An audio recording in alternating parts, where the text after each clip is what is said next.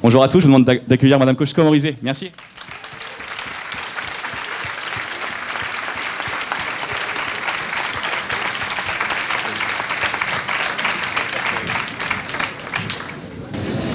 Bonjour à toutes et à tous, merci d'être venus si nombreux à cette conférence, Sébastien. Bonjour à tous et à toutes, au nom des Rendez-vous du Changement, je voulais tout d'abord remercier Madame Kouchko-Morizet qui nous honore aujourd'hui de sa présence, ainsi que toute l'administration de TBS, sans qui cette conférence n'aurait pas été possible.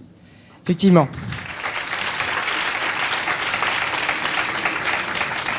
Il y a 2 semaines, nous avions l'honneur d'accueillir Michel Augustin des Troublions du Goût. Aujourd'hui, nous avons l'immense privilège de recevoir Madame Nathalie Kosciusko-Morizet, qui donc est membre du parti Les Républicains et qui compte un parti qui compte quelques politiques, quelques trublions notables. Par trublions, je vous rassure tout de suite, nous entendons des politiques qui ont par moments un discours un peu transgressif et qui s'exposent à quelques remous. Vous n'en faites bien sûr pas partie, madame. Non, madame, nous vous rassurons, vous n'en faites pas partie. Bien loin de là. Et on remarque d'ailleurs que vous avez su vous tenir à l'écart de tous les scandales et affaires auxquels ont parfois été associés certains membres de votre parti. En effet, poursuivons dans les parallèles, si tu veux bien, Sébastien. As-tu remarqué qu'il y a bientôt plus de candidats aux primaires Les Républicains que dans les bureaux de Michel Augustin ? Oui, c'est vrai, au départ, on souriait, les journalistes s'amusaient à faire des compositions d'équipes de foot, car on avait 11 candidats. Mais maintenant, on est à 15 candidats, il me semble, 15 candidats annoncés. Et au pays du cassoulet et de l'Ovalie, on n'a pas pu s'empêcher de penser à une équipe de rugby. Exactement. Je te propose d'imaginer un petit peu la composition d'équipe, si tu veux bien. Alors tout d'abord, on aurait Nicolas Sarkozy et Jacques Millard en demi-mêlée, pour des raisons que vous comprenez. Nadine Morano, première ligne, toujours prête à l'abordage et qui peut manquer de finesse par moment, quitte à se prendre quelques coups. Et enfin, on aurait Alain Juppé, capitaine de cette équipe pour le moment, puisqu'il est actuellement en tête des sondages. Et madame, par courtoisie et pour le bien de cette conférence, nous vous laisserons libre de votre poste. Oui, on passera à ça tout à l'heure si tu veux bien. Je crois qu'on va s'arrêter là avec les comparaisons un peu douteuses. Exactement. On va reprendre notre sérieux. Exactement. Je te propose de reprendre notre sérieux et de passer maintenant à l'édito. Si tu veux bien présenter. Alors.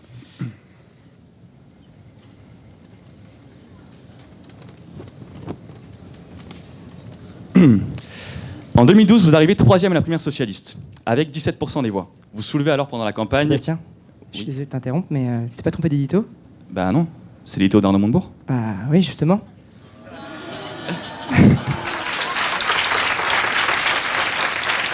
Madame, je suis désolé de ce petit aparté. On va vous expliquer rapidement ce qui s'est passé. Il a été un petit peu traumatisé.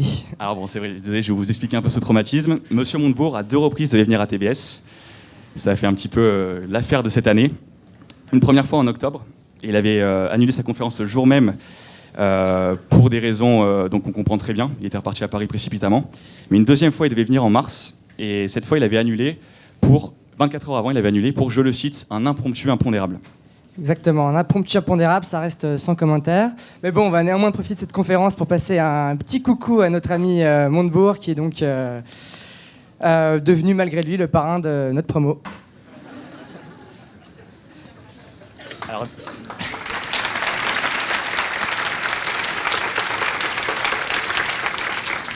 reprenons un peu notre sérieux. Et madame, désolé pour cette petite parenthèse, vous n'avez pas eu d'impromptu impondérable et nous vous remercions. Effectivement, nous vous remercions de votre présence et nous allons donc passer un petit peu à vous. Comment ? Vas-y. Merci. Donc vous avez tout d'abord étudié à Polytechnique, donc vous êtes sorti diplômé en 1992. Vous avez continué, poursuivi vos études à AgroParisTech. Vous avez enfin obtenu un MBA au Collège des Ingénieurs en 1997. Par ailleurs, vous êtes la sœur de Pierre Kosciusko-Morizet, qui est donc le cofondateur de Price Minister et son ancien président. Vous êtes ex-maire de Longjumeau, vous êtes ex-candidate à la mairie de Paris, vous êtes actuellement député de l'Essonne, vous êtes président du groupe Les Républicains au Conseil de Paris et vous êtes bien entendu candidate à la primaire des Républicains. Vous avez été par 2 reprises secrétaire d'État et enfin vous avez été ministre de l'écologie sous la présidence de Nicolas Sarkozy. Oui, vous étiez d'ailleurs vice-présidente de ce dernier donc, au sein du Parti républicain jusqu'à votre éviction en décembre dernier. Vous êtes alors remplacé par Laurent Wauquiez. Et Nicolas Sarkozy justifiera votre départ en déclarant que vous ne pouviez rester plus longtemps numéro 2, car vous prenez systématiquement des positions contraires au parti. Effectivement, à maintes reprises, vous vous êtes opposé à la ligne de votre parti. En premier lieu, le mariage pour tous. Vous êtes montré en faveur de cette loi a posteriori. Pas plus récemment, le mouvement Nuit debout. Vous êtes une des rares à vous montrer une sorte d'intérêt pour ce mouvement, tandis que la plupart de vos partenaires politiques ont dénoncé ce mouvement. Et surtout, le fait marquant de cette année, ça a été votre position sur le Nini, qui a montré une véritable volonté de détachement, d'indépendance par rapport à votre parti. Oui, madame, vous êtes une indépendante. C'est vrai, journaliste vous surnomme parfois l'insoumise. Car aujourd'hui, vous déclarez que le monde a changé et que donc il faut changer la politique. Exactement. Le changement. 12 chansons que vous chantez là. N'est-ce pas ce 2012 ? Alors c'est vrai que certains candidats avaient utilisé lors de la dernière campagne le fameux slogan « Le changement, c'est maintenant ». On a vu ce que ça a donné plus tard. Mais madame, arrêtons les raccourcis ici. Vous n'avez rien à voir avec notre président actuel car vous défendez une forme de libéralisme économique afin donc de faire face aujourd'hui à la libéralisation de l'économie et à tous les changements radicaux qui traversent notre société.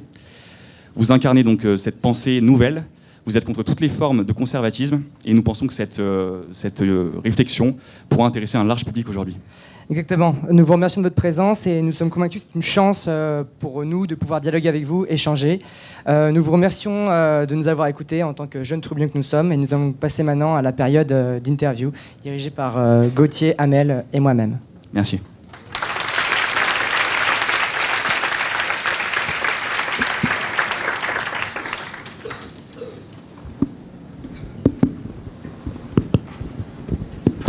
Souhaitez-vous réagir à cet édito, madame ?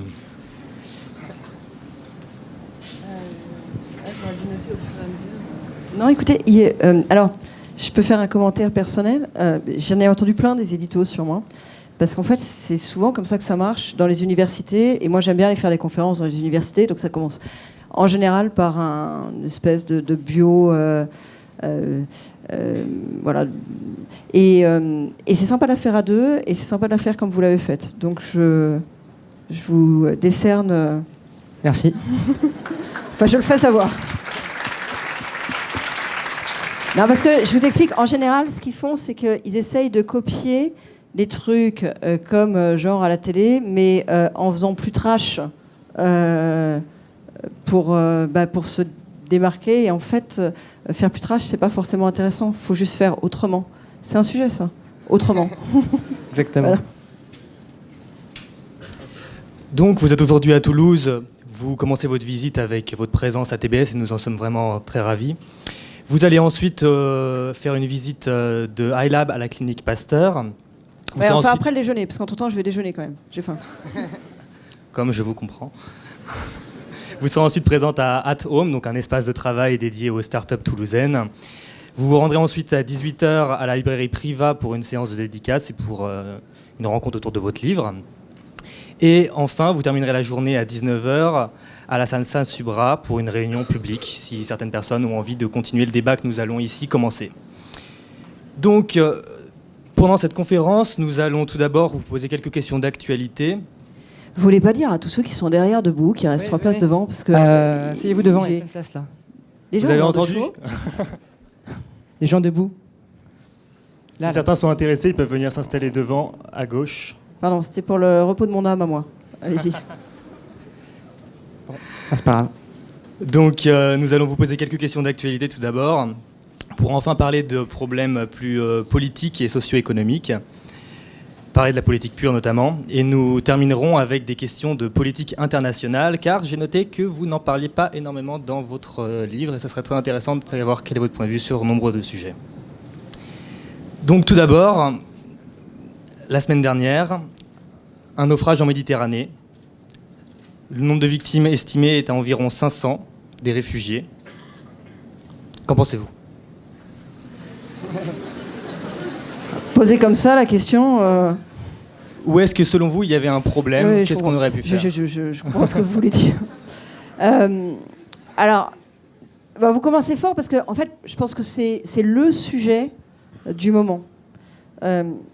Et c'est le sujet de l'année passée et probablement de plusieurs années qui viennent, comment est-ce que l'Europe fait face, comment elle se positionne dans la durée par rapport à ces mouvements de migration. C'est le sujet et c'est le risque. Parce qu'en fait, ça fait des mois que l'Europe n'y arrive pas, qu'elle ne trouve pas de solution. L'accord avec les Turcs, on pourrait rentrer dans les détails, mais c'est un pis-aller. Ça ne peut être que temporaire. Et donc, l'Europe est en train de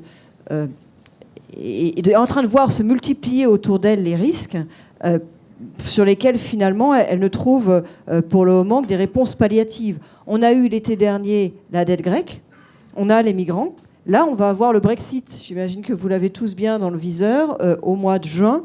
les Britanniques votent sur la question de savoir s'ils veulent ou pas quitter l'Union européenne. Vous me direz quel rapport avec les migrants ?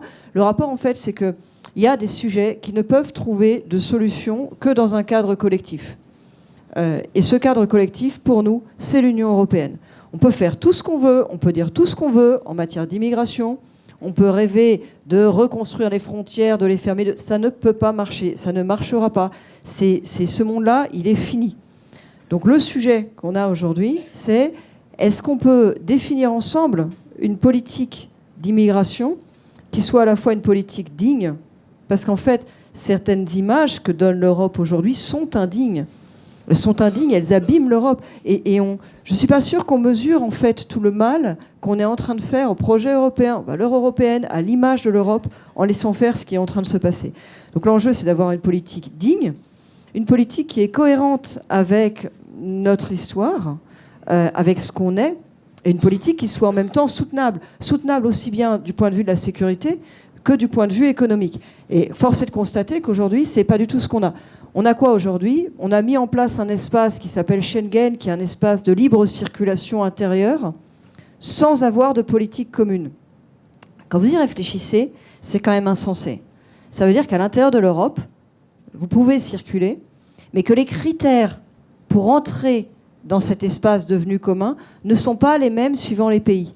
Et la politique mise en œuvre pour protéger cet espace commun est totalement insuffisante au regard des nouveaux enjeux. C'est une politique qui est complètement déséquilibrée, qui ne marche que sur une jambe, et comme vous savez, ça ne peut pas durer. La solution adoptée entre l'Allemagne et les Turcs, elle pose toutes sortes de problèmes, et d'abord celui qu'elle a été négociée seulement entre l'Allemagne et les Turcs, ce qui est quelque chose qui n'est pas notre préférence, mais surtout, elle n'est pas vraiment durable. Ce qui est durable, la seule chose qui soit durable, c'est d'avoir une véritable politique commune de l'immigration. C'est pas quelque chose, ça paraît évident, c'est pas quelque chose qui est simple, hein, parce que la politique de l'immigration, c'est vraiment une question de souveraineté. Derrière la politique de l'immigration, il y a quels sont les critères communs pour avoir accès au droit d'asile ?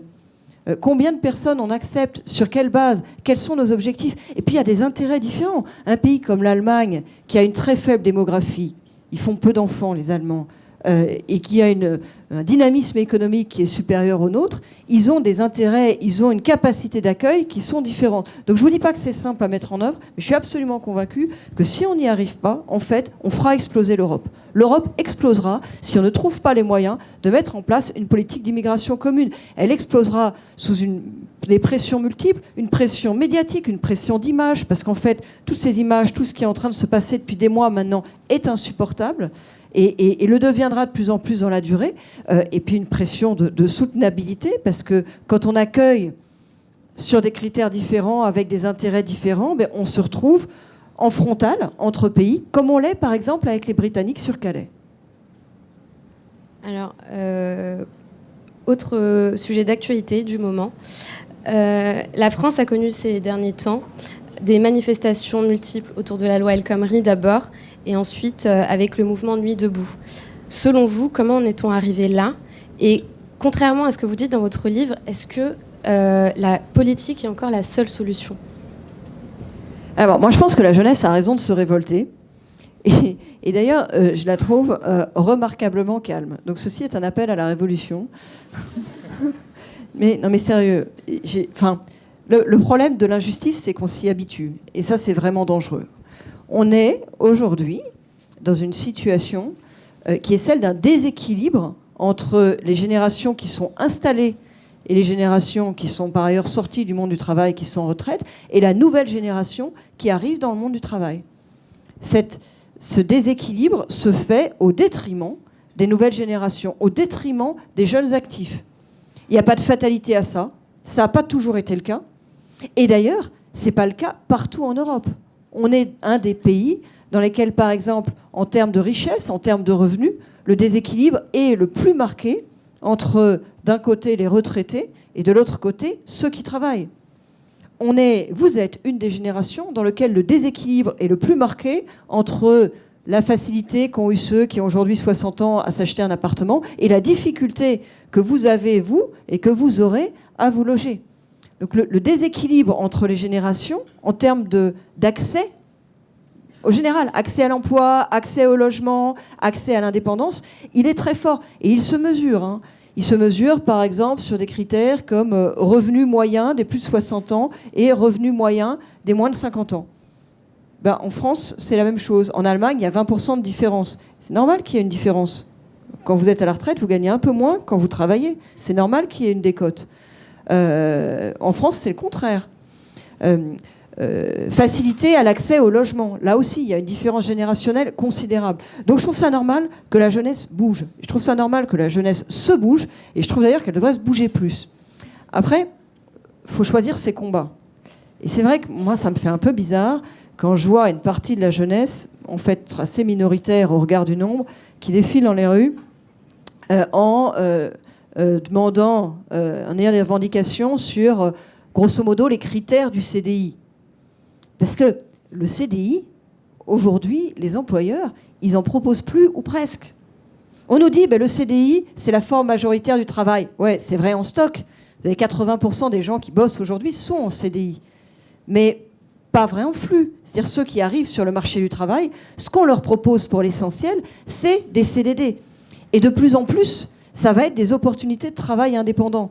Donc oui, je trouve que la jeunesse a raison de se bouger, mais il faut qu'elle choisisse ses combats. Et pour moi, son combat, il doit être autour de l'idée que le monde qui vient, il est rempli d'opportunités et qu'il faut que la politique s'organise pour que la France, les Français et singulièrement la jeunesse puissent les saisir. Et il y a des choses à faire. Il y a des choses à faire sur le marché du travail. Moi, je pense que le fait majeur du monde du travail aujourd'hui, c'est l'émergence du travail indépendant. Il y en a énormément parmi vous qui ne travailleront pas comme salariés, qui travailleront comme indépendants, ou alors dans des organisations mixtes, un contrat salarié et un contrat d'indépendant à côté. Votre bataille, c'est pas qu'il n'y a pas de bataille du coup, c'est pas qu'il n'y a rien à faire. Votre bataille, c'est que ce soit pas la jungle. C'est que vous puissiez payer des cotisations sociales sans avoir l'impression de vous faire voler par le RSI. C'est que vous puissiez changer de statut sans perdre tous vos droits. C'est que vous puissiez à tout moment calculer vos droits pour savoir si un jour vous aurez une retraite. Je finis là-dessus. On parle toujours beaucoup d'immigration en France, on en a parlé avec les migrants. Et bien sûr, il y a des choses à dire, et on vient d'en parler à l'instant. Moi, il y a un sujet dont je trouve qu'on ne parle pas assez dans la vie politique, c'est les migrations. L'immigration, c'est ceux qui viennent. Les migrations, c'est ceux qui partent. Ceux qui viennent, au moins, ils ont envie de venir. Je ne vous dis pas que c'est simple. On a le problème de Calais, d'ailleurs, Calais, ils ne veulent pas venir chez nous. Mais ceux qui viennent, au moins, on représente quelque part une espérance pour eux. Le problème, c'est l'émigration. C'est tous ceux qui se disent « notre avenir n'est pas en France ». Tous ceux qui ont l'impression qu'on va leur demander de payer pour un système social dont ils ne bénéficieront pas. Et ça, c'est des sujets de combat. Donc oui, la jeunesse a raison de se révolter, mais il faut qu'elle trouve ses combats à elle. Alors du coup, pour faire transition avec ce dont on vient de parler, la réforme des 35 heures, du Code du travail, plus largement, de l'ISF, vous en parlez dans votre livre comme de simples réformes d'ajustement. Ce que ferait en ce moment le gouvernement actuel dit de gauche, et ce qu'aurait aussi éventuellement entamé aussi Nicolas Sarkozy lors de son quinquennat. Vous prenez des réformes structurelles. Est-ce que vous pouvez développer ? C'est-à-dire qu'en fait, je pense que la droite, comme la gauche, les deux, se fourvoient, mais depuis des années, ça fait longtemps que ça dure, en faisant des réformes qui souvent vont dans le bon sens. Et d'ailleurs, il y a des réformes de gauche aussi récemment qui sont allées dans le bon sens. Moi, il y a des trucs que j'ai pu voter, mais qui sont des petits pas, des petites choses. Or, on a complètement changé de monde, et ces réformes ne sont pas à la hauteur des enjeux. Alors, ils font des petites choses parce qu'ils pensent que la société est fragile et qu'ils se disent que si on fait plus, on mettra tout le monde dans la rue. Et moi, là, j'ai une divergence, j'ai une différence de point de vue. C'est-à-dire, je pense qu'à faire des petites réformes, en fait, on désespère tout le monde. La petite réforme, elle mobilise contre la réforme tous ceux qui, de toute façon, sont des professionnels de la manif contre les réformes. Mais elle ne mobilise pas en sa faveur ceux qui savent qu'il faut profondément transformer le système pour pouvoir continuer, tout simplement, pour pouvoir donner sa meilleure chance à chacun. Je vais prendre des exemples très concrets. La réforme des retraites de 2010. Et je prends volontairement un exemple de la droite. Pour que vous compreniez, pour moi, ce n'est pas une critique partisane, droite contre gauche. La réforme des retraites de 2010, c'est la droite qui l'a fait. Je ne sais pas si vous vous souvenez, ça s'appelle la réforme Fillon. C'était la réforme Fillon-Wörth. On a passé l'âge de départ à la retraite de 60 à 62 ans, pour faire simple. Moi, je pense que cette réforme était une bonne réforme et qu'il fallait la faire. Mais au moment où on la faisait, tout le monde savait qu'il faudrait bientôt passer à 65 ans. Tout le monde le savait. Il y a même eu un arbitrage pour savoir si on faisait 62 ou 63 tout de suite. Tout le monde savait qu'il faudrait passer à 65 ans. Et aujourd'hui, tout le monde dit qu'il faut passer à 65 ans. Est-ce que c'est bien comme manière de réformer ? Non. Non, parce que ça crée de la méfiance. Au moment où on fait la réforme, les Français savent qu'on est déjà en train de préparer la suivante. Ils ont l'impression qu'on leur demande toujours plus de sacrifices. Ils ont l'impression qu'on prend un peu, et que ça va continuer. Là, il y a une différence fondamentale entre l'effort et le sacrifice. Ça peut commencer pareil, mais l'effort, c'est ce qu'on vous demande pour voir le bout du tunnel. C'est qu'on vous demande pour vous en sortir. Le sacrifice, c'est ce que vous faites quand vous êtes au pied du mur et que vous n'avez plus le choix. Donc la bonne réforme, c'est la réforme refondatrice. C'est celle qui est faite une fois pour toutes. C'est celle dans laquelle on met à plat les règles du jeu et on les clarifie. Et puis on les rend appropriables pour le citoyen, parce qu'on a un système tellement complexe que chacun pense que l'autre en profite plus que soi. Et la société, elle se défait dans cette espèce de jalousie très française qui fait que chacun pense que l'autre profite plus du système que soi-même. Donc pour être précise à nouveau, pour illustrer, sur la réforme des retraites, pour moi la bonne réforme, c'est le système à points. Je pense qu'il faut passer aux 65 ans pour des raisons d'équilibre du régime. Je pense que du même mouvement, il faut mettre en place la retraite à points, qui d'ailleurs est cohérente avec ce que je disais sur le travail indépendant. La retraite à points, c'est un système qui existe dans les pays scandinaves. C'est à la fois plus juste, parce que le point, il vaut le même prix pour tout le monde, donc il n'y a pas de régimes spéciaux. C'est plus transparent, parce qu'à chaque moment, vous savez combien de points vous avez, et vous pouvez vous projeter. Et puis c'est plus agile, parce que vos points, c'est facile de les porter avec vous. Vous passez du public au privé. Vous passez du salariat à l'indépendance. Vos points, ils valent toujours le même prix, ils sont dans votre compte personnel. Vous les emportez avec vous. Vous me direz, ça a l'air bien, mais ça a l'air normal. Ben, c'est pas comme ça que ça se passe aujourd'hui. Aujourd'hui, quand vous avez plusieurs métiers à la suite, plusieurs carrières, vous perdez énormément. Vous perdez énormément en termes de droits. Parce que tout notre système, il a été construit pour rester toute sa vie dans la même entreprise en CDI. Sauf que ce ne sera pas ça, la réalité du travail dans votre génération. Donc il faut transformer le système, non pas pour qu'il n'y ait plus de protection, mais pour qu'il y ait des protections qui ressemblent au monde d'aujourd'hui. Voilà un exemple de réforme sur lequel le débat ne devrait pas être est-ce que je te mets 63 ans, 65 ans. Vous savez quoi ? Ils annoncent tous 65 ans, là, mes camarades. Mais au moment où on fera 65 ans, les Français, ils sauront que la prochaine étape, c'est 67. Quand est-ce qu'on arrête ça ? Est-ce qu'à un moment, il faut une énorme déflagration politique pour qu'on arrête ça ? Moi, je pense que 2017, c'est l'élection de la dernière chance. Il faut changer profondément les logiciels.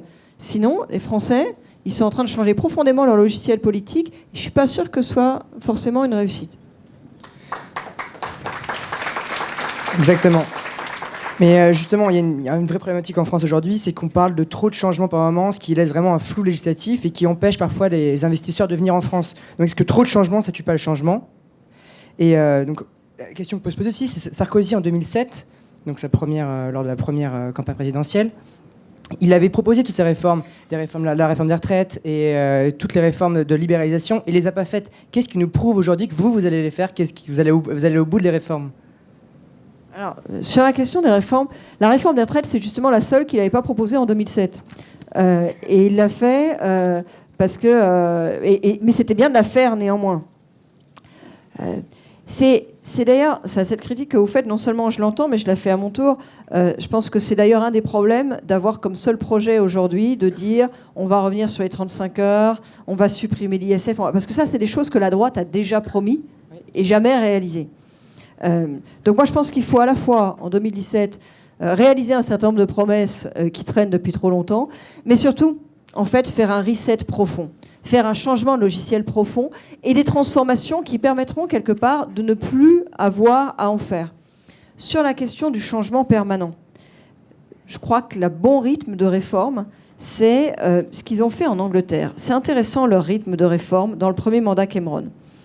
Des réformes économiques et sociales, fiscales, vraiment profondes au tout début du mandat. Et puis après, on ne change plus.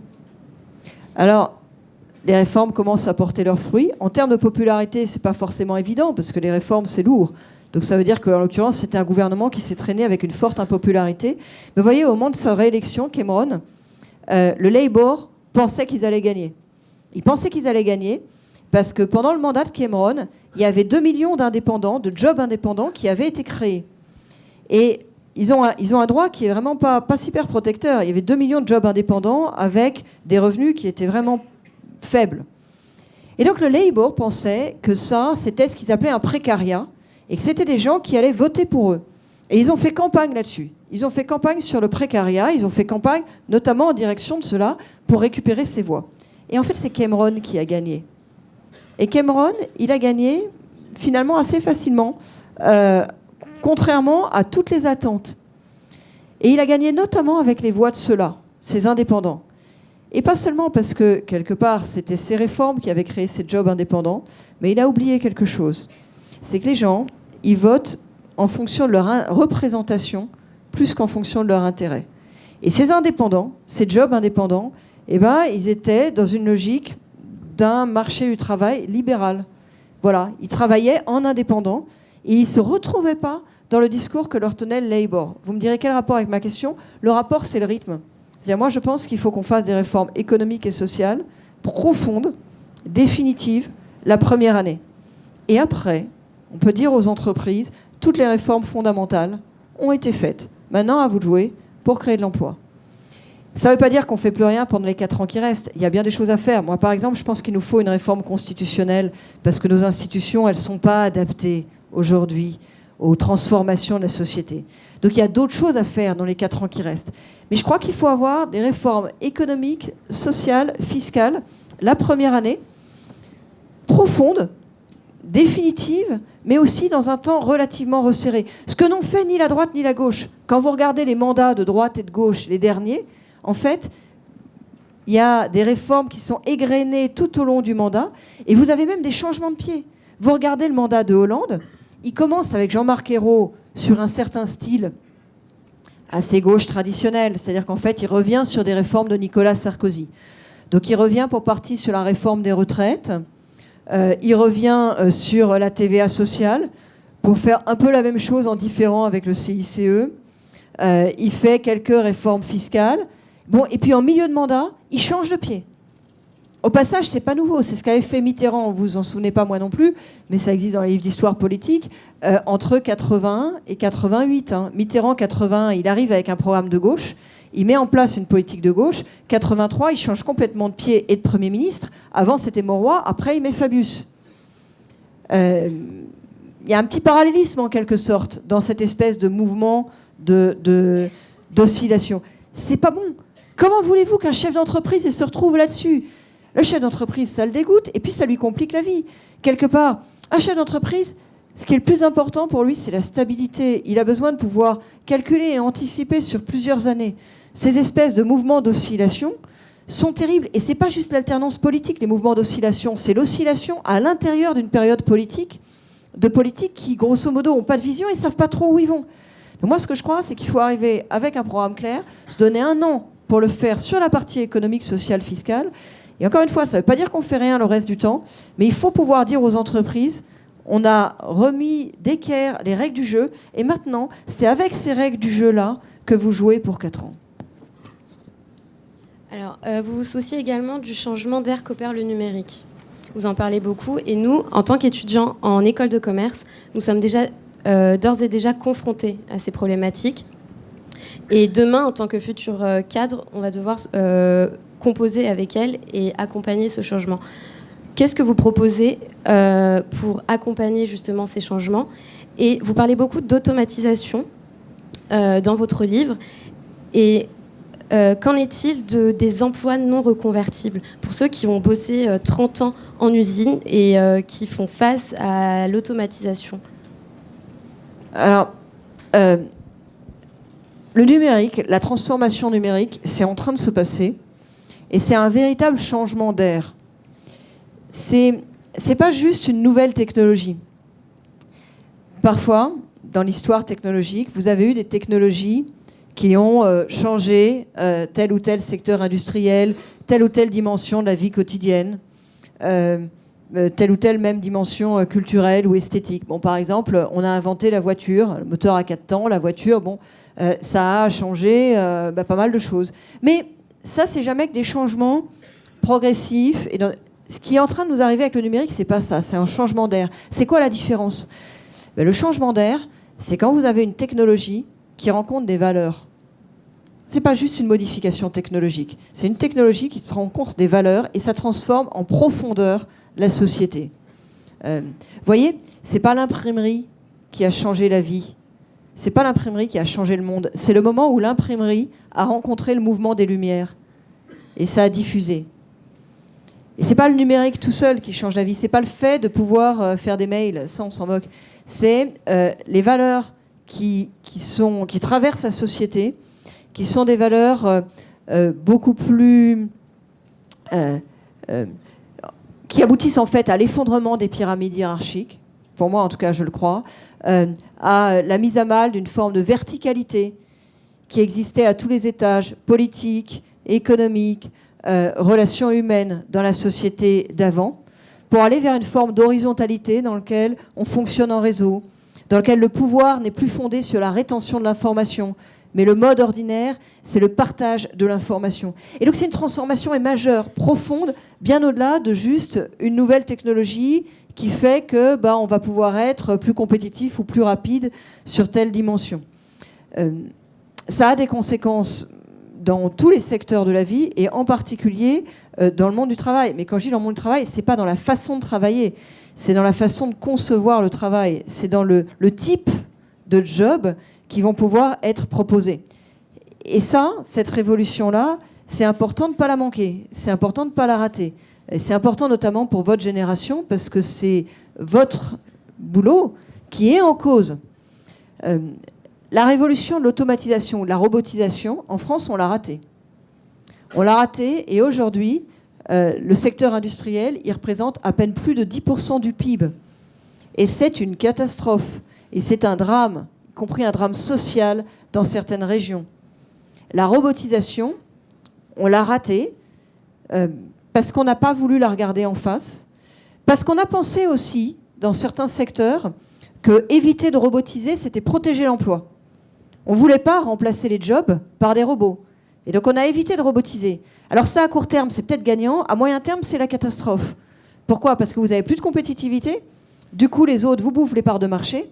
Et in fine, c'est des secteurs entiers de l'industrie qui s'effondrent. Ça a été l'effondrement de toute l'histoire industrielle et des cols bleus en France. Avec la numérisation, c'est une nouvelle étape. Et elle touche les cols blancs. Elle touche toute la classe moyenne. Toutes les fonctions intellectuelles, je dis bien intellectuelles, un tant soit peu répétitives, sont ubérisables.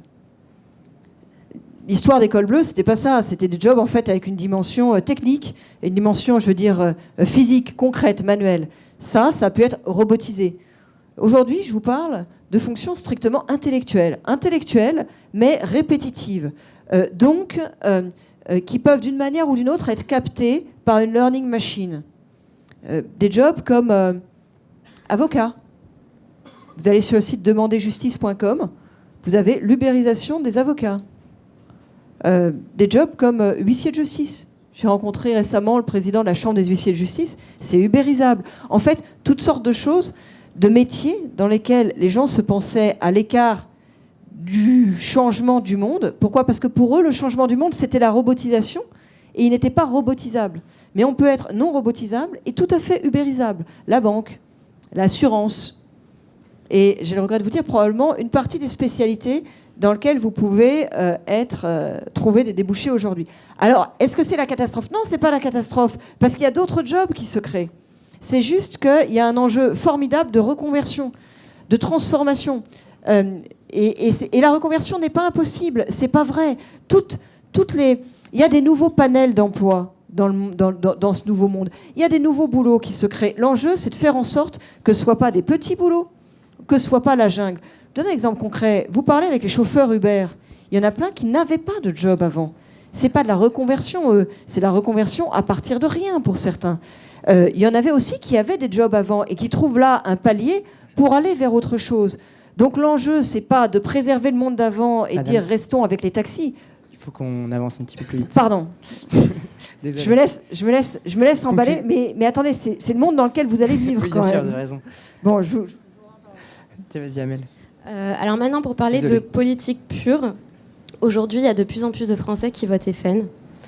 Dans votre livre, vous résumez en fait leur vote en disant que finalement, on a tout essayé sauf cela.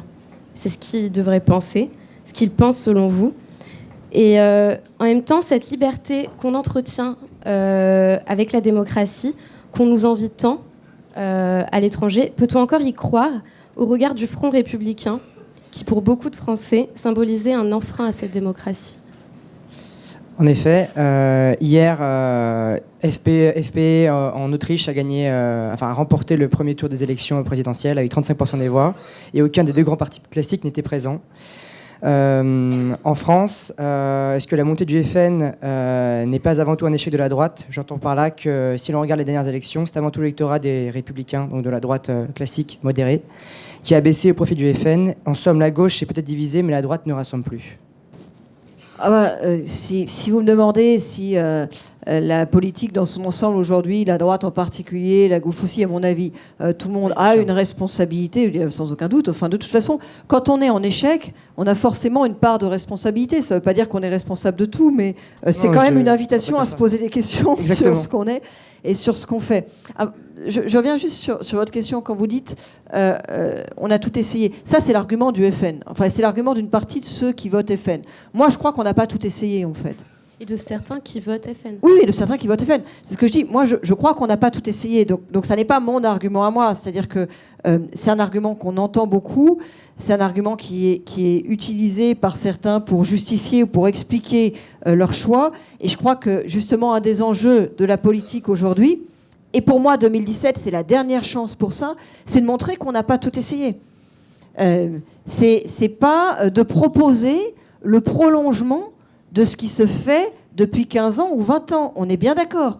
De toute façon, si c'est juste pour prolonger ce qui se fait pour 15 ou 20 ans, probablement en 2017, vous aurez pour la dernière fois un gouvernement classique. Et je dis pour la dernière fois, parce que si c'est pour avoir encore un échec, le coup d'après, pour le coup, le mouvement de balancier, il se fera vers le FN. Donc je pense véritablement que 2017, c'est l'élection de la dernière chance pour prouver que non, on n'a pas tout essayé.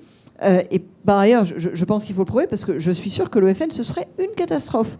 Une catastrophe pour toutes sortes de raisons. D'abord, moi, je ne suis pas de ceux qui considèrent que le FN, c'est juste un programme économique différent. Non, le FN, il vient d'ailleurs politiquement. Le FN, c'est une autre tradition politique. Et c'est pas parce qu'on a un peu changé les cadres, qu'on les a habillés autrement et qu'ils font mieux aujourd'hui que cette tradition politique, elle s'est perdue. Et moi, ça me fait pas plaisir et je trouve ça vraiment hyper inquiétant quand je vois ce qui se passe en Autriche. Oui, c'est une tradition politique qui est en train de relever la tête partout en Europe. Alors, sous des formes différentes, sous des visages différents, et parfois, on a un petit peu amélioré le look, le genre et l'acceptabilité, en quelque sorte, médiatique du discours, mais le fond reste le même. Et puis, par ailleurs, sur les sujets qui sont les sujets qui angoissent aujourd'hui les Français, il n'y a aucune solution. Mais aucune solution, et je suis prête à passer en revue, je comprends que mes réponses sont trop longues, donc je ne le fais pas, mais je suis prête à passer en revue la série des questions, il n'y a aucune solution. Simplement, le dire ne suffit pas. En fait, pendant longtemps, mais justement, la droite s'est cherchée. On parle trop. Comment le reproche qu'on fait politique, c'est que c'est beaucoup de paroles et généralement très peu d'action derrière. Ah oui, si vous voulez, je veux bien, mais là, aujourd'hui, on n'est pas au pouvoir. Hein. Donc, vous l'étiez pendant presque 10 ans sans alternance. Oui, enfin, moi, personnellement, j'y étais pas sur ces sujets-là. Et je vous dis pas, mais je ne défends pas tout du bilan. Je pense qu'il y a des sujets sur lesquels, je le disais tout à l'heure sur les retraites, je pense qu'il y a des... En fait, je pense que la droite comme la gauche n'ont pas pris la mesure, et c'est l'objet de mon livre, des grandes transformations qu'on est en train de vivre. Et elles ont fait des choses que pour le coup, je défends souvent parce que je pense qu'il y en a beaucoup qui allaient dans le bon sens. mais qui était trop petite, qui était trop modeste au regard de la grande transformation. On ne peut pas juste changer quelques paramètres quand le monde est en train d'être complètement métamorphosé. Donc pour moi, 2017, c'est ça l'enjeu. C'est est-ce qu'on peut véritablement faire notre grande métamorphose sans en fait passer par une catastrophe politique ? Parce que pour revenir sur la question du FN, vous nous dites l'argument on a tout essayé sauf cela est un argument qui montre bien, en dépit des souhaits des dirigeants du FN, combien cela reste un vote de rejet et non d'adhésion. Vous en êtes vraiment sûr qu'il y a si peu de gens qui adhèrent au FN quand ils y votent ? Ah, vous avez évidemment, comme dans tous les partis, un électorat mixte, mais je trouve que l'argument on a tout essayé, donc basta, est un argument qui n'est pas un argument d'adhésion, si vous voulez. Le jour où quelqu'un vous dit écoute, je vais me mettre avec toi parce que j'ai essayé tous les autres, et en fait, il n'y en a aucun qui m'a plu, vous êtes moyennement quand même... vous êtes moyennement content. Ça dépend qui dit ça. Ça dépend qui dit ça. Alors... Néanmoins, vous préféreriez qu'on vous le dise autrement, normalement. Bon, c'est pas un discours qui manifeste une adhésion profonde. Mais attendez, je dis pas ça et j'ai pas écrit ça pour minimiser le problème. Moi, je pense que le problème est majeur. Je le redis, je pense qu'on est un petit peu en 2017 dans une élection de la dernière chance par rapport à ça. Mais que c'est encore possible, ne serait-ce que parce que ce discours-là, il manifeste la possibilité de retrouver le chemin du cœur et de la raison des électeurs. Dire, attendez, non, on n'a pas tout essayé. Et simplement, je pense que ça commence par une part de mea culpa. C'est-à-dire que dire on n'a pas tout essayé, c'est aussi reconnaître qu'on n'est pas allé assez loin, ou d'ailleurs plus qu'assez loin, qu'on n'est pas allé au bon endroit. Parce que le assez loin, ça veut rien dire. Il y a des transformations à faire qui n'ont pas été faites. Je pense qu'on va directement passer à l'international, ça ne dérange pas. Parce qu'on est au niveau du temps. Donc, Amel, vas-y, je t'en prie. Alors, dans votre livre, vous dites « Nous avons en France une manie de nous chercher de fausses responsabilités, peut-être pour ne pas assumer les vraies. Fallait-il faire la guerre à la Libye comme on l'a choisi ? Je n'en sais rien, mais je suis sûre que si on ne l'avait pas faite, on aurait dit qu'on avait épargné Kadhafi au prix du sang de Benghazi. Fallait-il faire la guerre à la Syrie comme on ne l'a pas choisi ? Je n'en sais rien non plus. Aujourd'hui, quelle crédibilité peut-on vous accorder pour une potentielle candidate à la présidentielle qui n'a pas d'avis sur ces interventions-là ?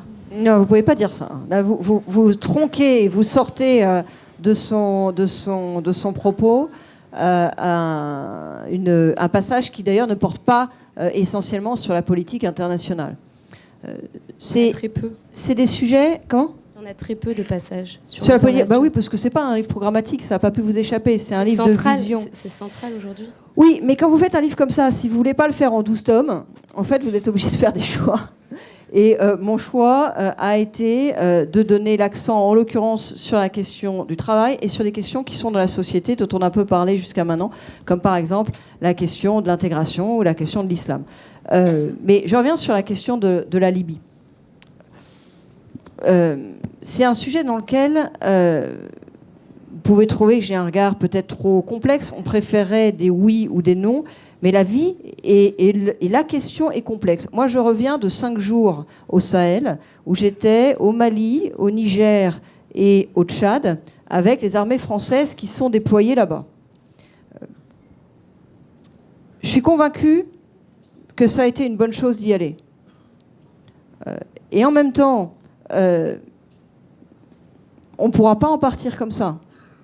Et donc, ce sont des engagements qui coûtent de l'argent, qui valent très cher, et qui, derrière, ont des conséquences en termes budgétaires. Au passage, moi, je trouve qu'on ne tire pas toutes les conséquences budgétaires de nos engagements dans les opérations extérieures actuellement. C'est-à-dire que on est sur des territoires sur lesquels le combat est compliqué, on demande beaucoup aux hommes, on demande beaucoup au matériel, donc derrière vous avez des problèmes de réinvestissement et on le fait à budget quasiment constant, ça ne va pas pouvoir être durable. Sur la Libye, pourquoi je fais le lien ? Je fais le lien parce qu'en fait, au Sahel, on est en train de mener une opération qui est pour partie la conséquence de la Libye. Pourquoi ? Mais parce que vous avez en Libye une déstabilisation très profonde dans un pays dans lequel, en fait, il y a assez peu d'histoires unitaires, c'est-à-dire que vous avez des tribus qui se battent entre elles, une déstabilisation très profonde qui a fait suite à la chute de Kadhafi. Et cette déstabilisation, elle entraîne pour partie une prise en main de l'État islamique, et puis pour partie, en fait, une imprégnation vers le sud, donc vers le Sahel, donc vers le Niger, donc vers le Mali. Donc on est dans cette partie-là, en quelque sorte, notamment en partie pour pallier aux suites de la déstabilisation en Libye. Donc si je vous dis les choses comme ça, vous en conclurez probablement rapidement, et vous pourriez avoir pour partie raison, que aller en Libye était une erreur. Pourquoi aller en Libye était une erreur à cette aune-là ? Parce que ça a déstabilisé la région, ça provoque un afflux de migrants, ça provoque un afflux vers le sud. Pourquoi est-ce que je ne le dis pas de cette manière-là dans mon livre ? Parce qu'au moment où on a choisi d'aller en Libye, tout le monde l'oublie maintenant. Tout le monde a voté pour l'intervention en Libye, tout le monde, droite et gauche confondus. Et pourquoi tout le monde a voté pour l'intervention en Libye ? Parce que vous aviez à ce moment-là Kadhafi qui disait qu'il allait noyer dans le sang la ville de Benghazi. C'est trop facile de refaire l'histoire après coup. C'est trop facile aujourd'hui, au regard de ce qui s'est passé, de dire finalement, il aurait mieux fallu garder Kadhafi, qui était quand même quelqu'un de très peu recommandable. Et si on avait gardé Kadhafi, on n'aurait pas eu les migrants, on n'aurait pas eu le problème dans le Sahel. D'abord, personne n'en sait rien, parce que personne ne sait la façon dont se serait écrite l'histoire si on n'avait pas écrit comme ça. Et deux, personne ne sait aujourd'hui s'il n'aurait pas en effet écrasé Benghazi dans le sang, et si on n'aurait pas tenu la France pour responsable d'avoir laissé Benghazi être écrasé dans le sang. J'essaie, à travers ce passage, de faire sentir la très grande complexité de ce genre de sujet. C'est d'où cette je ne sais pas. Vous dites il faut savoir. Moi je dis il faut aussi un peu, au regard de questions de ce genre-là, qui visent l'histoire, mais aussi la vie et la survie des populations, un petit peu de modestie. Vous nous dites que c'était un personnage très peu recommandable. Sauf qu'il a quand même été invité pour les défilés du 14 juillet. Lorsque la droite, et donc vous y compris, étaient au pouvoir, y a-t-il pas là un paradoxe ? La question est plus large, c'est faut-il avoir une réelle politique ? Vraiment, faut-il la maintenir coûte que coûte lorsqu'on sait qu'on a affaire à des dictateurs qui peuvent être sanguinaires comme c'est le cas pour lui ? C'est un éternel problème. De ce qu'on sait, la visite de Kadhafi à Paris faisait partie du prix de la libération des infirmières bulgares. Est-ce qu'il fallait mettre le paquet pour libérer les infirmières bulgares ? C'est vraiment un sujet sur lequel chacun est renvoyé à quelque chose de très personnel. Moi, personnellement, ma tendance est plutôt un peu moins réel politique. Mais j'insiste, je voudrais pas. Enfin, moi, je pense que c'est trop facile de dire les choses de manière abrupte sur des questions pareilles, parce que quand vous devez choisir, vous choisissez avec des intérêts, pas seulement des intérêts, des vies ou des espérances d'un côté et de l'autre.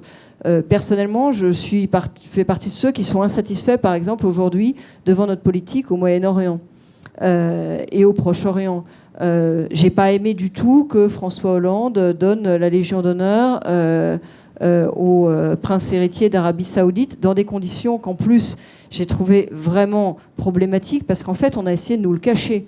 Or la Légion d'honneur, c'est le grand ordre national français, qu'on le donne aux représentants d'un régime qui est ce qu'il est, en essayant par ailleurs de nous le cacher, m'a déplu. Mais certains dans ma famille politique trouvent à cet égard que je suis trop idéaliste. Alors, donc, Ça m'arrive souvent, ça. On va passer maintenant aux questions de l'amphithéâtre. Je circule avec le micro. Est-ce que quelqu'un...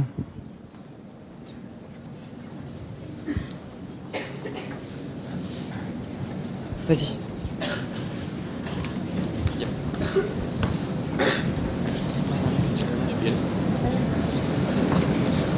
Bonjour Madame Kosciusko-Morizet.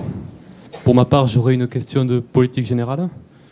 On constate en France, il y a beaucoup de problèmes, mais l'un d'eux, c'est le manque de confiance du peuple envers ses élites politiques, que ce soit de droite, de gauche, et peu importe la tranche d'âge. On a parlé de l'un des symptômes, c'est la montée du FN, mais aussi de la montée de l'extrême gauche.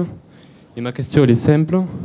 Si vous êtes élu président de la République, quelle réforme structurelle ou quel signal fort vous enverrez aux Français pour restaurer cette confiance?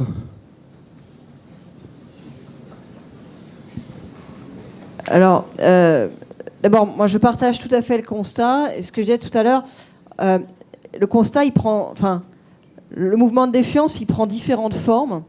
Mais la multiplication des formes de la défiance montre à quel point c'est profond. Parce qu'en fait, chacun réagit avec son tempérament et son histoire politique. Mais je ne veux pas dire que c'est la même chose d'aller s'abstenir, d'aller voter FN, d'aller place de la République ou ailleurs pour les Nuits debout, ou par exemple de s'intéresser au mouvement lancé par Macron. Je ne vous dis pas que c'est la même chose, mais je vous dis que c'est des manifestations différentes, pour partie, d'un mouvement de grands troubles vis-à-vis des formes de la politique. Il y a deux réponses pour moi à ça. La première, c'est l'efficacité. C'est ce que je disais sur la première année. C'est-à-dire, je pense qu'on a besoin aujourd'hui, je pense à l'envers, en fait, de beaucoup d'hommes politiques des 15 dernières années qui ont fonctionné en se disant « je fais une petite réforme pour éviter de mettre tout le monde dans la rue ». Je pense que ça crée de la défiance. Je pense que le fait de faire la petite réforme, le fait de faire le petit truc, le petit mouvement, ça crée de la défiance. Je pense qu'il vaut mieux faire la grande transformation. Et que ça recréera de la confiance. Et puis, deuxième réponse, je crois que nos institutions sont plus adaptées. Pourquoi ? Parce que elles sont dans cette logique dont je disais qu'elle était en train de passer avec le numérique, très verticale, très descendante, avec un système qui est fortement incarné dans de la représentation. Or, aujourd'hui, on est dans un fonctionnement en réseau. Les citoyens, par exemple, comprennent pas bien, et je pense qu'ils ont raison de ne pas comprendre, qu'on vote une fois pour toutes tous les 5 ans, et pendant 5 ans, vous avez un président de la République auquel vous avez quasiment aucun moyen de dire que ça va pas. Et il est capable de revenir à la télé, comme il y a une semaine, en disant « ça va mieux ». Et vous n'avez pas de moyen de lui faire passer le message autrement que dans des élections locales, qui pourtant d'ailleurs n'ont pas de rapport avec la choucroute. Et donc moi ce que je propose, c'est une transformation constitutionnelle sur laquelle je ferai des propositions là au mois de mai, pour en fait prendre acte que le monde a changé avec le numérique et donner des moyens d'engagement politique, non pas au sens de je prends ma carte dans les partis, mais au sens de je veux faire bouger la société et la politique sur tel sujet. Et donc, j'ai des moyens au fil d'un mandat, même si je ne suis pas parlementaire, même si je ne suis pas chef d'un parti politique, j'ai des moyens de participer, d'envoyer des messages. Mais donc, en corollaire de la question que tu viens de poser, finalement, pourquoi, vous qui vous voulez vraiment moderne, vous ne faites pas comme Emmanuel Macron, à créer votre propre mouvement et que vous restez chez les Républicains ? Mais j'aime mon mouvement. Je regrette que vous ne l'ayez pas. France droite. Comprenez-moi. Moi, je crois que la primaire, c'est une opportunité pour transformer la politique. Moi, j'ai beaucoup milité pour la primaire. Parce qu'avant, on était dans un système dans lequel les partis politiques choisissaient leurs candidats. C'était leur prérogative, en quelque sorte, historique.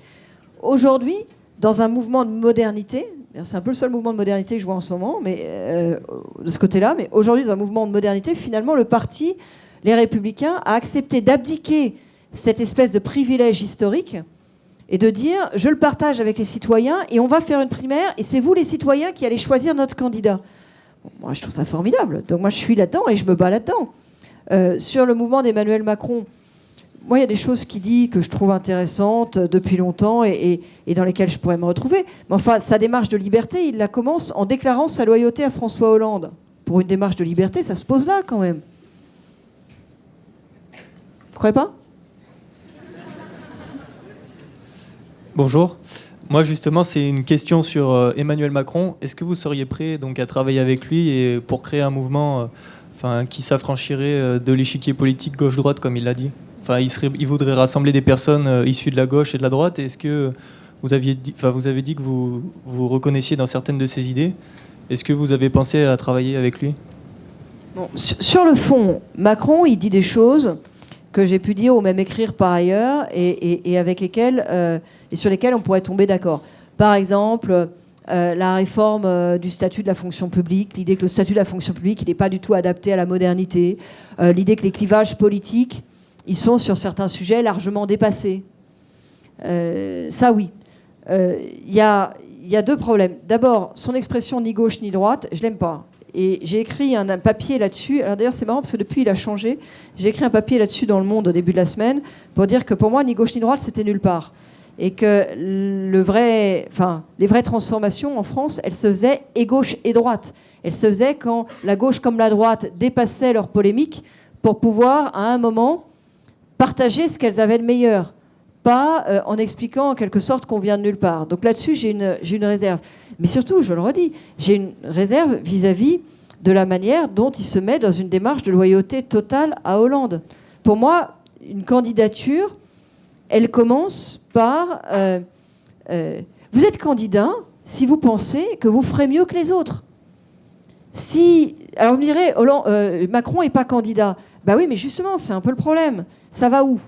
Il veut aller où?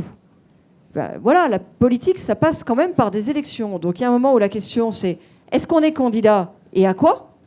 Et est-ce qu'on est prêt pour cette démarche de candidature à prendre sa liberté, c'est-à-dire à prendre des risques? Et j'ai l'impression qu'aujourd'hui, sur le fond, il y a des choses intéressantes dans ce que dit Macron, mais il n'a résolu aucune de ces deux questions. Est-ce qu'il est candidat? En gros, ce qu'il nous dit, c'est qu'il ne sera pas candidat si Hollande est candidat. Donc ça veut dire qu'Hollande est meilleur candidat que lui dans sa tête. Voilà, si vous voulez, c'est binaire, quoi. Chacun peut comprendre ça. C'est comme dans la vraie vie. Moi, je suis candidate parce que je ne me vois derrière aucun des candidats qui sont aujourd'hui là. Je ne pense pas qu'il ferait mieux. Si Macron pense que Hollande a fait mieux ou ferait mieux que lui, bah non, quoi. Je le sens pas. Je suis pas d'accord. D'ailleurs, je pense qu'il y a beaucoup de Français qui ne sont pas enthousiasmés par Hollande et qui ne comprennent pas en fait cette espèce d'ambiguïté de la démarche de Macron. Bonjour. Bonjour madame. Alors moi, ce serait une question qui a pas vraiment de rapport avec ce qui avait été dit précédemment, mais plus une question d'envergure globale. C'est est-ce que vous pensez que, alors ça rejoint peut-être un petit peu l'histoire de confiance. Non mais est-ce que vous pensez qu'avec ce serait intéressant de changer de système et de mettre des mandats présidentiels de 7 ans non renouvelables pour pouvoir permettre de prendre des mesures et des réformes structurelles beaucoup plus importantes, de supprimer l'année juste avant la fin de mandat qui est en vue de réélection plutôt que vraiment de prise de position, et ce qui permettrait peut-être d'avancer plus en profondeur plutôt qu'à court terme, petit à petit, après chaque nouveau président. Alors, moi, je le disais en réponse à votre collègue. Je pense qu'on a besoin d'une réforme constitutionnelle. Je pense que nos institutions ne sont pas adaptées à la modernité. Mais j'ai une réserve sur l'idée du mandat non renouvelable. Plus précisément, je pense qu'un président ne doit pas se préoccuper de sa réélection. Il doit mettre le paquet pour pouvoir transformer le pays. Il ne doit pas s'arrêter à la question de sa popularité. Mais je ne crois pas qu'il faille qu'il soit interdit de se représenter. Pourquoi ? Mais parce que si vous lui interdisez de se représenter, au jour de son élection, il a perdu toute autorité. Parce qu'en fait, pour pouvoir faire des choses en politique, il faut pouvoir faire voter sa majorité. Il faut avoir une autorité sur elle. Et vous savez, c'est bête et brutal, le monde politique. Les gens, ils sentent l'autorité s'ils se disent que peut-être vous allez continuer et peut-être que ce serait encore vous du coup d'après. Si vous êtes sûr que le type, il fait qu'un mandat, du jour où il est élu, eh ben, tout le monde commence à se poser la question de savoir qui sera le suivant. Et ça abîme son autorité. Donc, vous voyez, ma réponse est double. C'est-à-dire, je pense qu'à la fois, le président doit être dans la logique, je mets le paquet, tant pis si mon impopularité est telle, et je ne me représenterai pas. Mais ça doit être une logique personnelle. Je ne pense pas que les institutions doivent l'enfermer là-dedans. Je vous donne un exemple très concret. C'est Chirac, à la fin de son quinquennat. Donc 2002-2007, c'est le quinquennat de Chirac. On sait qu'il ne se représentera pas, on le dit. Mais il ne le dit que très tardivement. Il laisse planer le doute. Et pourquoi il laisse planer le doute ? Mais ce n'est pas par perversité, c'est parce que laisser planer le doute, malgré tout, c'est garder une petite case dans la tête de chacun des politiques, des parlementaires dont il a besoin. Et il a besoin de les tenir, parce qu'il a besoin de tenir sa majorité pour pouvoir agir. Garder une petite case de doute qui permet, en fait, de garder de l'autorité. Vous voyez ? Okay. Bonjour. Alors, vous le savez peut-être, mais tous ici présents, on a candidaté et on a passé des concours pour entrer dans cette école. Et le parallèle est un peu fort puisqu'aujourd'hui vous candidatez aussi au pouvoir. Et j'aimerais vous poser une question qu'on nous a tous, je pense, ou souvent posée. C'est est-ce que vous pouvez nous citer 3 de vos qualités et 3 de vos défauts?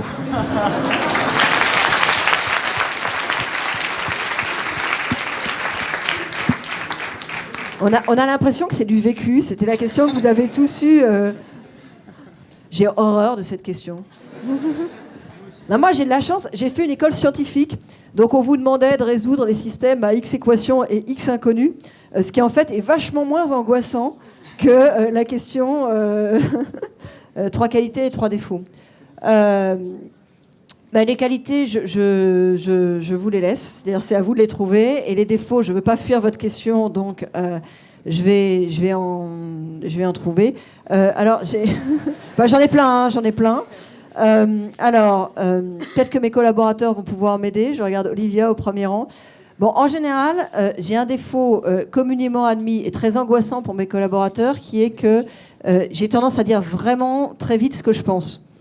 À le faire sentir, à pas le dissimuler. Et en politique, c'est franchement un défaut.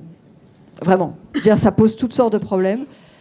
Mais bon, je suis vraiment construite comme ça. J'ai essayé de le discipliner. J'ai essayé. J'ai vraiment essayé. Ça n'a pas marché. Deuxième défaut. Olivia, aide-moi.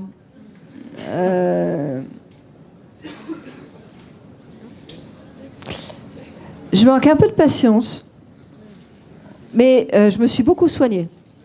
Donc je le mettrais plutôt dans la catégorie en voie de progrès, si je peux la créer.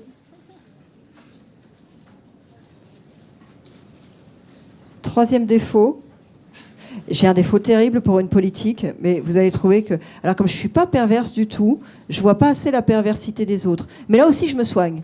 Parce que, à force de vivre dans le milieu politique, on finit par voir passer un petit catalogue de vices.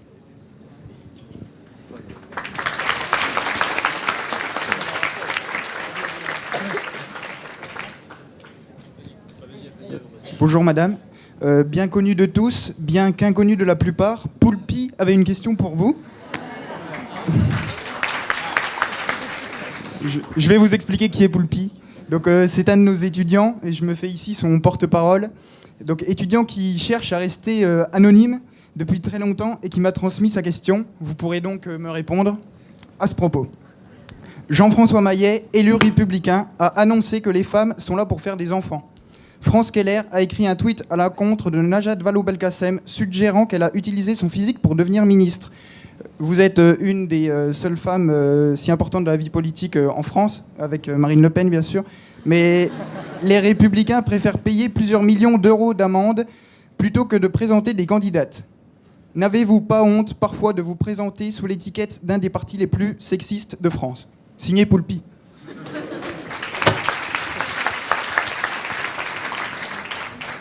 Bon, je vais absolument rencontrer Poulpi.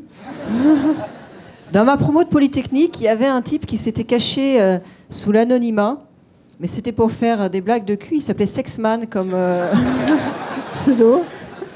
Donc, je trouve que Poulpi est beaucoup plus sérieux, en fait, dans ces questions. Pas toujours. Pas toujours, d'accord. D'accord, donc je vois que c'était seulement pour moi. Alors, je vais vous dire, le monde politique français est très machiste, mais c'est pas particulier aux Républicains. C'est-à-dire que s'il fallait choisir son parti politique sur la seule question du machisme et du sexisme, franchement, on serait emmerdé. Parce que oui, vous avez plein de problèmes de ce genre-là à droite, et je peux en rajouter, citer d'autres anecdotes, et j'en ai moi-même écrit un certain nombre dans mon livre. Mais à gauche, c'est, je pense, un petit peu plus faux cul dans la présentation. Mais c'est pas forcément plus génial. Là, vous voyez tout le scandale qu'il y a sur Michel Sapin en ce moment et l'histoire de l'élastique de la culotte. Vous avez vu ça ou pas? Non, je vous incite à aller faire un tour sur Internet. Bon, Michel Sapin, il est juste ministre socialiste quand même. Hein. Donc, bon, c'est un problème dans la vie politique française. C'est un vrai problème dans la vie politique française. Et je voudrais insister là-dessus, et notamment à l'attention de la gente féminine. Quand on a 20 ans, on est un peu gêné pour dénoncer ça. On ne sait pas forcément comment réagir. et puis on ne prend pas forcément la mesure de l'ampleur du problème. Et puis en fait, on se rend compte dans la durée que c'est pas rigolo du tout, que c'est pas juste une blague, parce qu'on se rend compte dans la durée que derrière, il y a des structures mentales qui sont clairement discriminatoires. Elles s'incarnent dans des embauches à des salaires moins élevés d'emblée. Pourquoi ? Parce que le patron anticipe que vous allez faire des bébés et donc vous vous rendez compte que vous avez été embauché à des salaires moins élevés que les garçons. Et dans la durée, ça a en général plutôt tendance à s'approfondir comme problème qu'à s'améliorer. Donc je trouve, enfin, mon souvenir, c'est qu'à 20 ans, en fait, on est relativement cool sur le sujet, ou en tout cas, on prend pas trop l'ampleur du problème et on sait pas trop comment s'en dépatouiller. Et puis avec le temps, on se rend compte que c'est un vrai problème et que ça s'améliore pas tant qu'on pourrait le croire. Donc ça reste un combat, c'est ça le message que je veux passer, ça reste un combat de tous les jours. Je vous le dis. Bonjour madame. Moi j'aimerais savoir, en fait, on entend beaucoup de nouveaux concepts un petit peu économiques en ce moment, comme le revenu universel, et j'aimerais bien savoir ce dont vous en pensez, et même d'autres concepts comme l'économie collaborative. Qu'est-ce que vous en pensez ? C'était la dernière question. Voilà, c'est très différent. Le revenu universel, je trouve ça intéressant, mais à mon avis, c'est pas... vous voyez, là on parle de grandes réformes pour 2017. Pour moi, c'est pas la première réforme à faire. C'est des choses, faut regarder ce qui est en train de se faire dans les pays scandinaves. Il y a des choses intéressantes. Ça permet notamment de restructurer toutes les aides sociales. Mais pour moi, l'urgence, en fait, elle est de donner de la respiration aux entreprises. Elle est, par exemple, de baisser massivement les impôts et les charges qui pèsent sur le travail et sur le capital. C'est ça l'urgence de 2017. C'est pas le revenu universel. Sur la question de l'économie collaborative, c'est exactement l'illustration, j'ai écrit toute une partie là-dessus dans mon bouquin, c'est l'illustration de ce que je disais tout à l'heure sur le moment où une technologie rencontre des valeurs. Encore une fois, si c'est juste une technologie, si c'est juste que vous arrêtez d'écrire des lettres et vous faites des mails, franchement, ça ne changera pas votre vie, enfin, ça ne changera pas en profondeur la société. Mais si c'est une technologie qui rencontre des valeurs, en l'occurrence, c'est ce qui se passe avec l'économie collaborative. Tout est numérisé et du coup, vous pouvez travailler autrement et avoir des modèles économiques différents. Mais à ce moment-là, ça change le monde. Et vous allez être dans un monde dans lequel tout va être hybridé. C'est-à-dire que les modes traditionnels de travail sont transformés. Ce ne sera plus du salariat, mais ce sera du mixte, salariat, travail indépendant. Les façons de financer l'économie vont être transformées. Ça ne va plus être du capitalisme financier traditionnel, ça va être du mixte. Des nouvelles formes, par exemple les nouvelles monnaies, le crowdfunding, des nouvelles façons d'aller chercher de l'argent qui se développent. Et du côté des entreprises, ça va plus être un truc binaire, profit, non-profit, assez brutal, comme il y avait dans l'ancienne économie. Ça va être des modes d'organisation plus mixtes. Voilà, moi en fait, je pense que c'est ça le fait majeur aujourd'hui de la transformation, en fait, l'association entre une technologie, le numérique et les nouvelles valeurs, c'est l'hybridation entre des formes traditionnelles de l'économie, que ce soit dans la façon de travailler, dans l'objet d'une entreprise, dans la façon de la financer, l'hybridation entre ça et si vous voulez, des manières de faire beaucoup plus alternatives. Et c'est pas l'un contre l'autre. Moi, j'ai vécu dans un monde, j'ai commencé ma vie professionnelle dans un monde dans lequel c'était l'un ou l'autre. Soit vous alliez dans une grande entreprise hyper capitaliste, avec une organisation hyper hiérarchique, où vous aurez un patron, un sous-patron, un machin, soit vous alliez dans une ONG qui faisait du non-profit, et vous sauverez le monde, mais vous ne serez pas payé, et vous travaillerez d'une manière beaucoup plus transversale, encore que vous avez même des ONG qui fonctionnaient à la manière ancienne. Ça, c'est en train de passer. Aujourd'hui, les façons de faire, elles s'hybrident. Et je pense honnêtement que c'est une chance humainement pour votre génération. Parce que, vous voyez, le truc où on dit j'ai le portefeuille à droite et le cœur à gauche, enfin, d'accord, mais on est une seule personne. Et pouvoir trouver un moyen d'avoir une approche moins bête et brutale du monde du travail, de ce que c'est que réussir sa vie, de la place que doit prendre l'argent dans l'économie, ben je pense que c'est une chance. Et puis c'est une chance aussi pour votre génération parce que vous allez pouvoir inventer quelque chose et ça quand même c'est vraiment excitant. Merci beaucoup.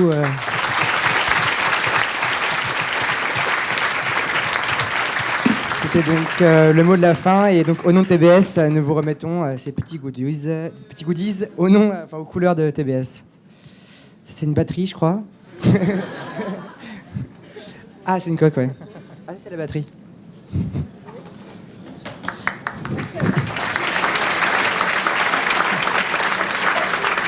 Merci encore d'être venu et merci à Madame Nathalie Kouskomorizé d'être s'être déplacée chez nous.